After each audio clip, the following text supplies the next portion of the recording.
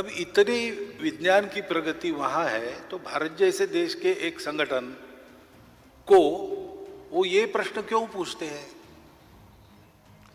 तो फिर वो बताते हैं परिवारों में शांति नहीं, परिवार टूट रहे, नई पीढ़ी स्वैर होते चली जा रही और सारी मूल्य व्यवस्था ध्वस्त हो गई है, कैसे उनको वापस लाना? उत्तर नहीं है।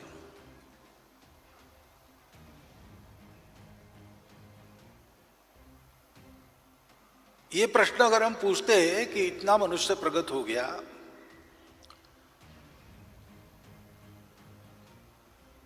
लेकिन उसकी मित्रता हो गई क्या सर्वत्र? तो स्पष्ट उत्तर मिलता है ऐसा तो हुआ नहीं है।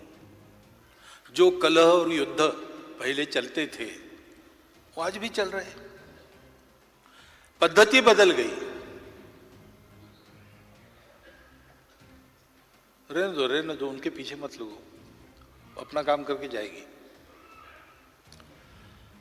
तो पद्धति युद्धों की बदल गई लेकिन कलह कायम है।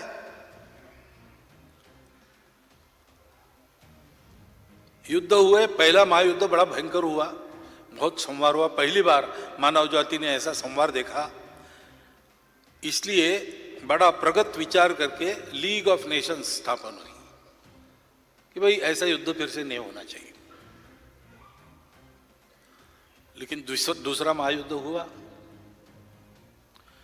इसलिए लीग ऑफ नेशंस उसका विसर्जन हो गया, यूनाइटेड नेशंस शुरू हो गया। दुनिया की एक व्यवस्था कायम करने का और प्रयास हुआ।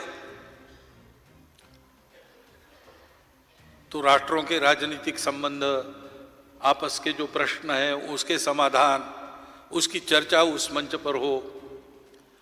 विश्व भर के आरोग्य की चिंता करने वाला और एक मंच उसके साथ, विश्व के अर्थनीति की चिंता करने वाला और एक मंच उसके साथ, जीवन के सभी पहलुओं में पूरी दुनिया एक होकर चले, इसके लिए यूनो स्थापन तो हुआ।